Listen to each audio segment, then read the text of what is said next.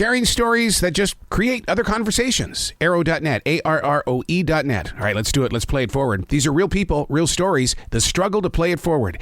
Episode number 497 is with Jason Reid, creator of the book, The Rise of the Black Quarterback. My God, what a book. Why did it take so long to get this book out here? Well, first of all, thank you for the kind words. It's a story that's more than 100 years in the making. I mean, the NFL is more than 100 years old now. And I spent the last 2 years reporting and writing this. I thought I knew a lot about the subject matter going into it, but I learned so much. It was an education for me, and I hope it will be an education for anyone who picks up the book. You know what's really interesting, Jason, is that you talk about reporting. I never once, while in these pages, did I feel like that it was a reporter. I felt like that you were in my living room having a conversation with a game that I have watched my entire life. Well, that's definitely high praise, and I can't thank you enough for that. That's the intention. You know, this is my first book, but I've read a lot of books in my lifetime, and I think the best books are the ones where people become so engrossed in them because they feel that this is a story that they understand and they're enjoying, and it's really a conversation in the mind of the person reading it, and the words that the writer has put on the page. It's definitely a passion, a project I have a great deal of passion about. And I know for me, and just as an avid reader of books, the books that I enjoy the most are the ones that I can tell that the writer or the author of the book definitely cared about sharing a story. The book we're talking about is Rise of the Black Quarterback, what it means for America. You know there's going to be a follow-up book. It's going to be Rise of the Black Coach. We've gone through the quarterbacks. We got to get to the coach, too. Well, I tell you what, that would be great. So if you want Rise of the Black Coach, go out and buy Rise of the Black Quarterback wherever books are sold. You bet. But I mean, what's really great about this book, and fans of football today as well as yesterday need to understand that you really go into these stories and you remind us of those that created these moments today. I mean, Randall Cunningham, holy cow. When was the last time that we had his name in our vocabulary? Yeah, and Randall Cunningham is a pioneer. Never before had the NFL seen the likes of this guy. I mean, he had an incredible arm, but he also was an incredibly gifted athlete. He also was a punter too, and he could do all these things. He was nicknamed the ultimate weapon, and it's one of my favorite chapters in the book. The opening to the chapter is Carl Banks, the great outside linebacker from those New York Giants, Bill Parcells teams, those Super Bowl winners. On a Monday night football game, Giants against Eagles, NFC East clash, Carl Banks hit Randall Cunningham so hard that he should have gone down. It should have been a sack. But the incredibly gifted athlete that Randall Cunningham was at the time, he puts his hand down on the field, steadies himself, and gets up and throws a touchdown pass. It was unlike anything the NFL had ever seen before. Isn't that the reason why we watch those games every Sunday and Monday and Thursday night? Because we're always looking for that stunning moment? Yeah, every day of the week now it seems like that the NFL is on, because the NFL dominates our national consciousness. It's not just the most popular sport in the country. It really is so much in the fabric of the country. Yeah, baseball was a national pastime. The NBA is popular. A lot of people like the NHL. But the NFL is unique. The NFL is so much more than everything else, and it's why it dominates our thoughts, and it's why we do tune in on Mondays and Sundays and Thursdays to see the next great play. One of the things that happens on that football field is that someone has to be the leader, and it all falls on the shoulders of the quarterback. Are black quarterbacks criticized more because fans want more? Well, it's interesting. I would say up front that black quarterbacks have never been in a better position in the NFL. Yeah. They're superstars. There are many of them who are superstars. They're among the highest paid players and the most influential. But, as we saw last week with the opening of training camp, when there were some anonymous quotes by defensive coordinators criticizing the performances of Patrick Mahomes and Lamar Jackson, who both have won league MVP awards, and Patrick Mahomes also has a Super Bowl trophy and a Super Bowl MVP award. It prompted Patrick Mahomes to address the media, when he addressed the media, to talk about the situation, and said that, there are sometimes some things said that you wonder exactly why they're being said about maybe us as opposed to some other quarterback. Speaking of using that voice, Colin Kaepernick. Oh, my God. I love this man because he created a movement. he stood up and made people think as well as react.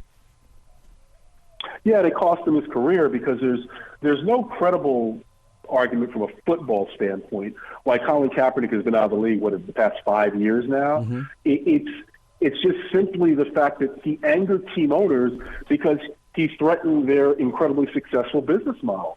There's just no other way to put it. He was more than good enough to be on an NFL roster. Now, we can debate how many teams he could have started for. He wasn't the best quarterback in the league, but he was more than good enough to still play, and what he did cost him his career. And he keeps trying to get back in. Why won't they bring him back in? My God. I mean, the guy can throw. Yeah, I wrote about this back in 2016 or 2017 when I wrote a piece saying that we've seen the last of Colin Kaepernick in the NFL, and this was before he sued the league and settled a collusion grievance against the league, in a decision that was sealed. The NFL owners don't want Colin Kaepernick on a team. I think there's still, let me say, the reason is, I believe, is that there's still residual anger from the fact that he brought all this attention on. But I also think there's another element now. Colin Kaepernick is a global icon. He's not just a global sports icon. He's a global icon. And when you look at the attention he receives, I do believe that the next time there's a police-involved shooting with a young African-American male, and unfortunately the odds say that there will be another one, or some controversial situation that occurs, with a situation involving social justice, every reporter would descend upon whatever team Colin Kaepernick was playing for at the time and would be in the locker room and asking him questions. And I do think that teams also don't want to deal with the fact that Colin Kaepernick is bigger than the game now, and what that would mean about media coverage and the other players having to deal with that. Did you think Michael Vick was the Michael Jordan of the NFL? I realize things went kind of wrong, but my God, Michael Vick. Incredibly gifted player, incredibly gifted athlete, incredibly talented quarterback. I hesitate to make the Michael Jordan comparison because Michael Jordan had a run of not just an incredible individual success, but team success and statistics that across the board for his entire career. Now, having said that, Michael Vick, 2001, became the first African-American quarterback drafted number one overall in the NFL draft, and did things on the football field that, even with Randall Cunningham, as great as he was, we hadn't seen before. But great talent, but because of the way things ended, obviously, everybody knows what happened with his situation. We didn't get to see him really at his peak, I think, for the whole time. Had a great comeback with the Philadelphia Eagles after leaving the Atlanta Falcons and going to jail, but what could have been in those years he was out of the game. Being from Carolina, of course, I love me some Cam Newton, and that man has put himself on the map as well. Is he a history maker? I mean, will he be forever remembered? Yeah, I mean, I think he will. I mean, he, at the time, I think I know this off the top of my head, I believe he became only the second African-American quarterback to win the league MVP award after Steve McNair, who shared the award with Peyton Manning years ago. Got the Carolina Panthers to the Super Bowl. He was the MVP of the league that year, only the second black quarterback to do that. So, yeah, I do believe Cam Newton will be remembered. Most endings end badly. If it didn't end badly, it wouldn't be an ending in a lot of cases. And so, you look at the last few years of his career, how will he be remembered? Could he have been remembered differently if he had won that Super Bowl? Because really, it's all about winning. We know that's the ultimate measurement in the NFL. I got to tell you, Jason, my friend John, who's big into the religious world and stuff like that, he's a preacher. He said that this book will serve as a great tool inside his congregation. And I mean, you are reaching beyond the football fan by releasing this book. Well, thank you so much for saying that. That means a lot, because the book is not just about, when I was reporting it and writing it, my hope was that people would take away more than football. It's not just about football. Yep. It's about this country. It's about how black men are viewed. It's about changes that have occurred.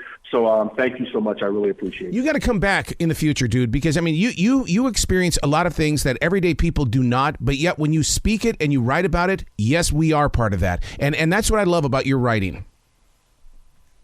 Well, again, I'm honored that you feel that way, and I'd love to come back, and thank you so much. Well, you be brilliant today, okay, sir? All right, you have a good one.